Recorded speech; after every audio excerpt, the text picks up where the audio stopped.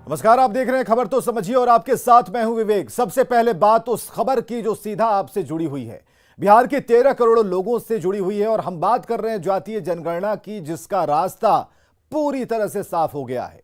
जातीय जनगणना पर आक्रामक नीतीश ने सर्वदलीय बैठक के 24 घंटे के भीतर कैबिनेट में इस मसले पर मुहर लगा दी। रिपोर्ट देखिए, फिर खबर समझिए कि जातीय जनगणना को लेकर सरकार की प्लानिंग क्या है। बिहार में जाति आधारित गणना की जाएगी। हर लोगों के बारे में पूरी जानकारी ली जाएगी। राज्य सरकार को इस काम को करना है तो कैबिनेट का एक निर्णय होगा और इस काम के लिए आप जानते हैं पैसे की जरूरत पड़ेगी, तो उसका भी प्रबंध कर देना पड़ेगा। तो ये सब काम भी बहुत जल्दी कैबिनेट के जरिए भी ये कर दिया जाएगा।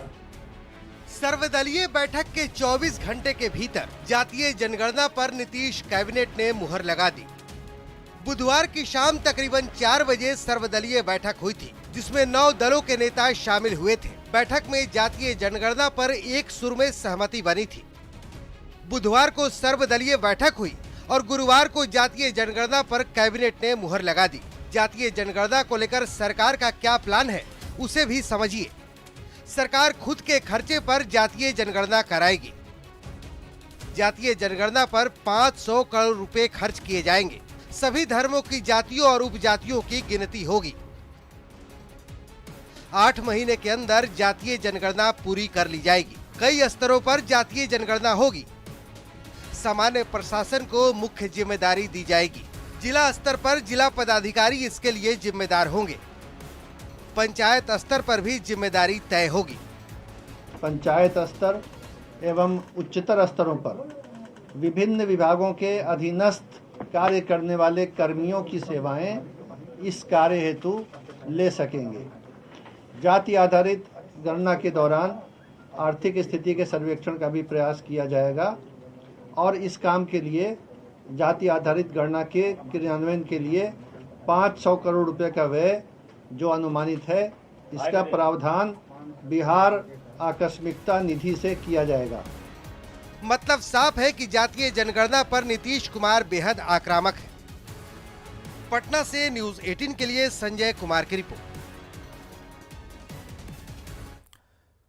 खबर समझिए कि जातीय जनगणना पर कैबिनेट से मुहर के मायने क्या है। जातीय जनगणना पर नीतीश कुमार आक्रामक हैं और इस बात का पता इसी से चलता है कि बुधवार को सर्वदलीय बैठक हुई और गुरुवार की शाम को कैबिनेट ने मुहर लगा दी। अब जातीय जनगणना का रास्ता पूरी तरह से साफ हो चुका है। कर्नाटक के बाद जातीय जनगणना कराने वाला बिहार दूसरा राज्य होगा।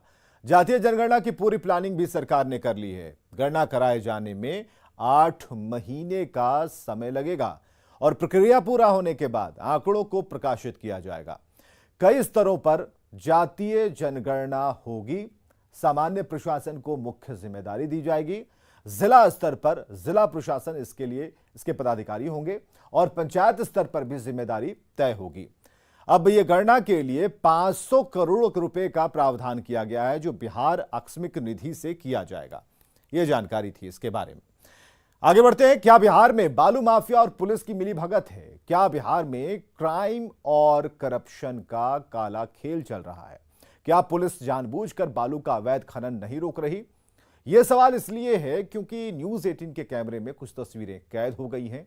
चौंकाने वाली हैं और चिंता बढ़ाने वाली तस्वीरें हैं।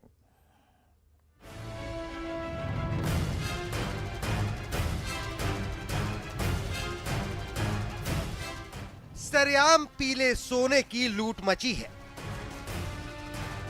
बालू माफिया धड़ल्ले से बालू का काला कारोबार कर रहे हैं। ट्रकों पर धड़ल्ले से लोडिंग जारी है। पोकलेन मशीन भी अपना काम कर रही है, क्योंकि जिसे काम करना था वो आंखें मूंदे बैठी है, मतलब पुलिस। बालू के लूट की ये तस्वीरें पटना के बिहटा घाट की हैं, जहां ट्रकों पर पोकलेन मशीन के जरिए बालू लादा जा रहा है। यहाँ एक दो नहीं बल्कि कई ट्रक मौजूद हैं। ट्रक के साथ साथ नावों के जरिए भी बालू की ढुलाई हो रही है। ये सारा खेल चल रहा है, लेकिन पुलिस बेखबर है। यहाँ से चंद दूरी पर थाना है। पुलिस यहाँ से अक्सर गुजरती भी है, लेकिन ऐसे निकल जाती है जैसे उसे कुछ मालूम ही नहीं।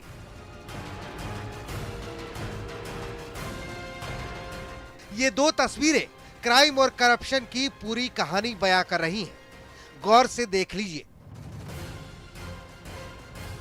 अब ये जरा देखिए कि कितनी बड़ी संख्या में जो ट्रक है वो यहाँ पे लगी हुई है और लगातार यहाँ पे पोकलेन मशीन के जरिए जो है वो अंधाधुंध यहाँ पे बालू का उत्खनन हो रहा है। यहाँ के सबसे बड़ा सवाल है कि न सिर्फ ट्रकों के जरिए बल्कि एक और आपको तस्वीर दिखाते हैं, उसके ठीक किनारे पर सोन के किनारे पर जो है नाव जो है बड़ी संख्या में यहाँ पे लगाई गई है और नावों के जरिए भी जो है ये बालू ढोया जा रहा है। बिहार सरकार ने बालू के खनन पर 1 जून से प्रतिबंध लगा दिया है। 1 जून से अक्टूबर तक 4 महीने तक बिहार के किसी भी घाट पर बालू का खनन नहीं किया जा सकता। बावजूद इसके खनन तो दूर, अवैध रूप से बालू का स्टॉक भी धड़ल्ले से किया जा रहा है, वो भी सड़क के किनारे, ताकि 4 महीने खनन बंद रहने पर बालू की कालाबाजारी की जा सके। ये अभी से यहाँ से स्टोर किया जा रहा है। लेकिन सबसे बड़ी बात है कि देखिए यहाँ से लेकर के आप खगोल से लेकर के तमाम बीटा तक आपको चले जाएं, लगातार ऐसे बड़े बड़े छोटे छोटे टीले जो हैं वो बालू के आपको दिखाई पड़ेंगे, जिसके पास कोई लाइसेंस नहीं है ये जमा करने का, कोई भी उनको लाइसेंस नहीं मिला है, लेकिन ये अवैध रूप से यहाँ पे स्टॉक किया जा रहा है और ये जो अवैध रूप से खनन किया जाता है और यहाँ ला करके ये जमा किया जा रहा है, ताकि अगले 4 महीनों तक जब बालू का जो खनन है वो बंद होगा तो बढ़े कीमतों में इसे बेचा जा सकता है। जी हाँ, ये है काला बाजारी की तैयारी कि आप देखेंगे कि पूरे सड़क के किनारे हर जगह ऐसे बालू के टीले आपको मिलेंगे जो अवैध रूप से स्टॉक किए गए हैं काला बाजारी के लिए, कि आने वाले दिनों में बढ़े हुए दाम पे लोगों को बेचा जा सके। सबसे चौंकाने वाली बात है कि इस मुख्य सड़क के किनारे कई किलोमीटर तक यहाँ पे बालू का ये स्टॉक जो है अवैध रूप से यहाँ पे लगाया गया है। जाहिर तौर पर बिहटा घाट की ये तस्वीरें पुलिस और बालू माफिया के गठजोड़ की गवाही दे रही हैं। पटना से न्यूज 18 के लिए रवि एस नारायण की रिपोर्ट।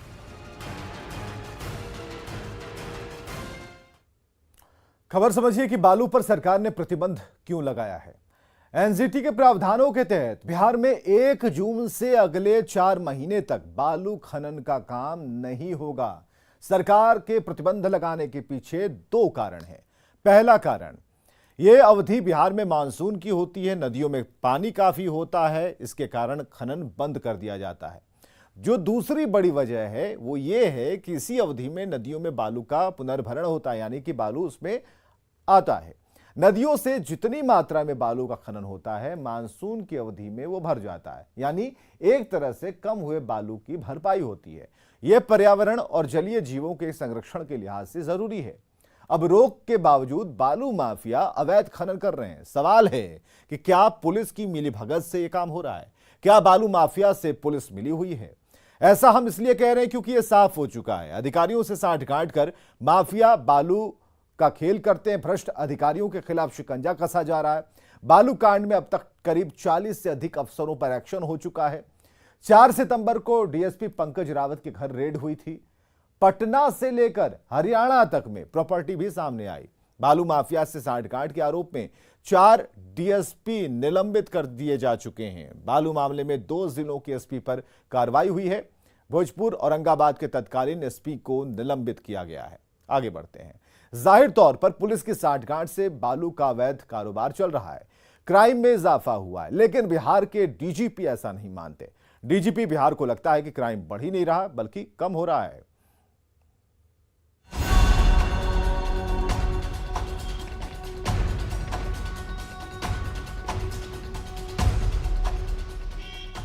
बिहार के डीजीपी एसके सिंघल, जिनके कंधों पर पूरे बिहार की सुरक्षा की जिम्मेदारी है, जिनके नेतृत्व में बिहार पुलिस काम कर रही है, उन्हीं एसके सिंघल को ये लगता है कि बिहार में क्राइम कम हुआ है।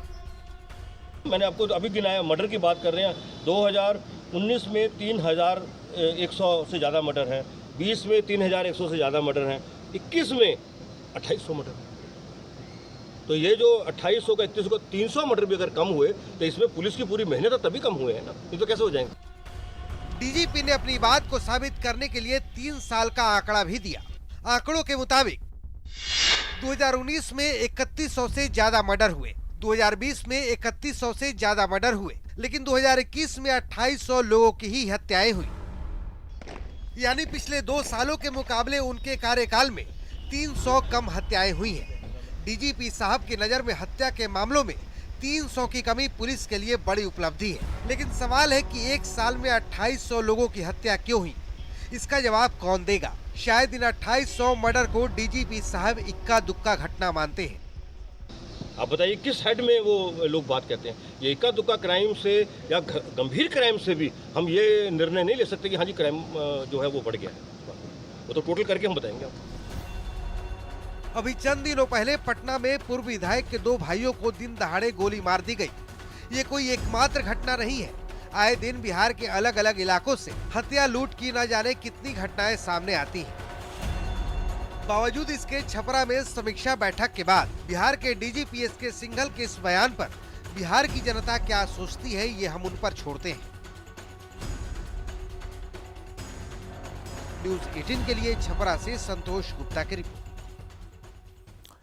आतंकियों के कायराना हरकत की बात करें तो 370 हटने के बाद कश्मीर में बौखलाए आतंकियों ने आम लोगों को निशाना बनाना शुरू कर दिया और इस बार उन्होंने एक बैंक मैनेजर को निशाना बनाया, जिसके बाद यह सवाल उठना लाजमी है कि घाटी में क्या हिंदू होना गुनाह है। एक बार नहीं बार बार देखा है तेरे हाथों में मेरे प्यार की जो रेखा है। 25 मई को आमरीन भट्ट की हत्या, 31 मई को टीचर रजनी बाला की हत्या,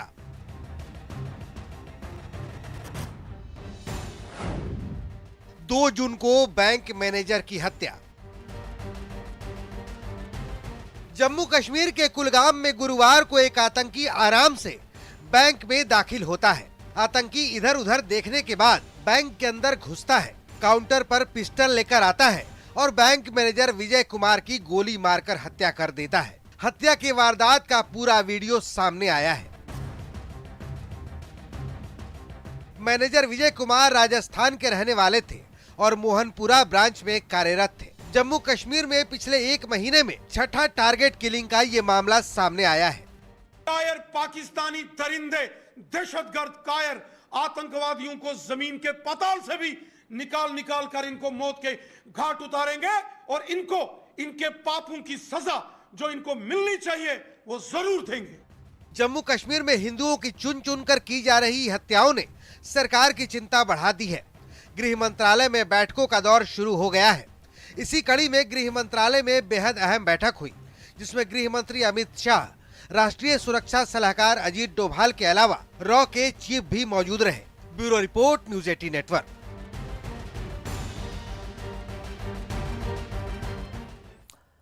इस खबर को समझते हैं। घाटी में आतंकी आम लोगों को लगातार निशाना बना रहे हैं, लेकिन बीजेपी को छोड़ कोई भी सियासी दल खुलकर सामने नहीं आ रहा। खुद को सेकुलर बताने वाली पार्टियां इस मुद्दे पर मौन हैं। जम्मू कश्मीर में 1 महीने में 6 टारगेट किलिंग का मामला सामने आया है।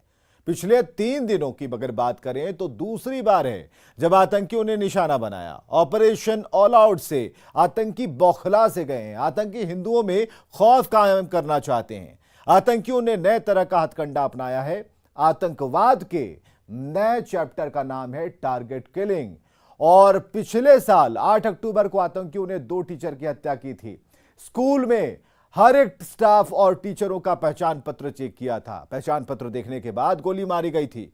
पिछले साल अक्टूबर में बिहार के रहने वाले लोगों पर आतंकियों ने हमला किया था। भागलपुर के वीरेंद्र पासवान की हत्या हुई थी। वीरेंद्र कश्मीर में गोलगप्पे बेचा करते थे। एक दिन बाद ही आतंकियों ने बांका के रहने वाले अरविंद शाह की हत्या की। दोनों तकरीबन 10 साल से कश्मीर में रह रहे थे। चलिए आगे बढ़ते हैं। मुंगेर के जमालपुर पीएससी की बड़ी लापरवाही सामने आई। आरोप है कि जच्चा और बच्चा को एसिड लगाया गया, जिससे बच्ची का शरीर झुलस गया। पीएससी प्रभारी ने एसिड लगाने से इनकार किया है। इस नवजात को देखिए, अभी अभी इसने दुनिया में कदम रखा है और अभी ही इसके साथ हादसा हो गया। देखिए, इसके शरीर को जगह जगह जलने के निशान हैं। ये नवजात बच्ची यूं ही नहीं जली, इसका शरीर एसिड से जला है।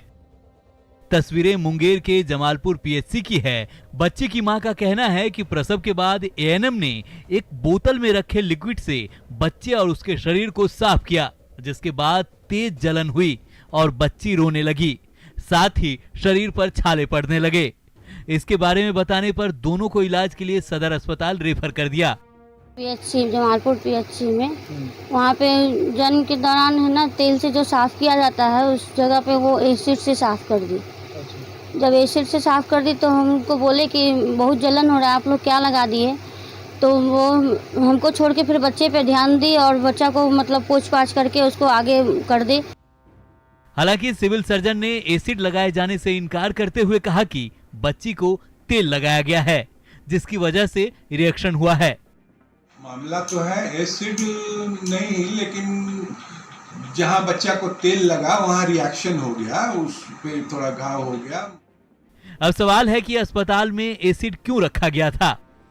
स्वास्थ्य कर्मी को एसिड का फर्क क्यों नहीं मालूम पड़ा?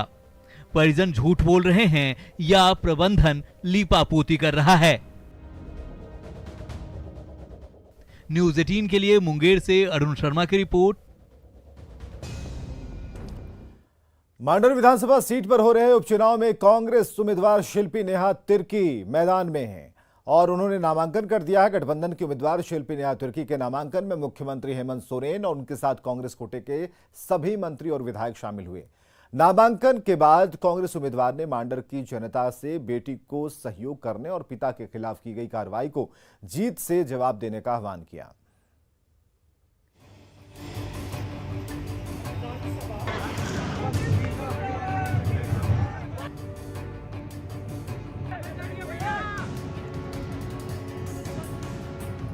बीच में शिल्पी नेहा तिर्की, बाएं मुख्यमंत्री हेमंत सोरेन और दाएं बैठे झारखंड के कांग्रेस प्रभारी अविनाश पांडे की ये तस्वीरें बताती हैं कि सत्ताधारी जेएमएम कांग्रेस के लिए मांडर विधानसभा उपचुनाव कितना मायने रखता है। तभी तो बंधु तिर्की की बेटी और गठबंधन से प्रत्याशी शिल्पी नेहा तिर्की नामांकन के लिए पहुंची तो पूरी सरकार शिल्पी के साथ खड़ी थी। खुद मुख्यमंत्री हेमंत सोरेन, कई मंत्रियों की फौज और कई विधायक सहित प्रदेश प्रभारी अविनाश पांडे भी शिल्पी को आशीर्वाद देने पहुंचे। दिग्गजों की मौजूदगी में रांची कलेक्ट्रेट में नामांकन के बाद शिल्पी ने चुनाव जीतकर अपने पिता को न्याय दिलाने का भरोसा दिलाया। सभी का सहयोग है, इसीलिए हमारा जोश और भी बढ़ गया है। जनता से यही अपील करने चाहूंगी कि जो बाबा के साथ नाइंसाफी हुई है, उनके प्रति जो इल्जाम लगे हैं, उनका आपकी जनता की अदालत में उन्हें न्याय मिले। नामांकन से पहले झारखंड की पूरी सरकार ने शिल्पी के सिर पर हाथ रखा तो जेएमएम कांग्रेस के तमाम बड़े नेताओं ने एक साथ खड़े होकर एकजुटता का संदेश देने की कोशिश की कि वे विपक्ष के हर हमले का जवाब देने के लिए तैयार हैं और किसी भी कीमत पर मांडर सीट विपक्ष के खाते में नहीं जाने देंगे। किसी के नॉमिनेशन में इतने बड़े बड़े हस्तियों का नॉमिनेशन में आना, ये अपने आप में एक बहुत बड़ा जीत हुई पूरा। ये लड़ाई बंधु तिर्की नहीं लड़ रहा है, ये महागठबंधन की लड़ाई है और 2024 का लिए आगाज भी है। इस सरकार ने कई उपचुनाव देखे और उस उपचुनाव का परिणाम भी आप लोगों ने देखा। मेरी शुभकामनाएं और पूरे गठबंधन की शुभकामनाएं मैं उनको देता हूं। जाहिर है 23 जून को होने वाले विधानसभा उपचुनाव में गठबंधन का साझा प्रत्याशी होने से बीजेपी को कड़ी चुनौती मिल सकती है। वैसे भी मांडर सीट पर अब तक का चुनावी परिणाम कांग्रेस के पक्ष में रहा है। ऐसे में अब देखने वाली बात ये है कि दिग्गजों ने तो शिल्पी नेहा तिर्की को झोली भरकर आशीर्वाद दे दिया है, अब जनता ईवीएम भरकर किसे आशीर्वाद देती है। रांची से न्यूज 18 के लिए अविनाश कुमार की रिपोर्ट। और खबरें लगातार जारी हैं, आप बने रहें हमारे साथ।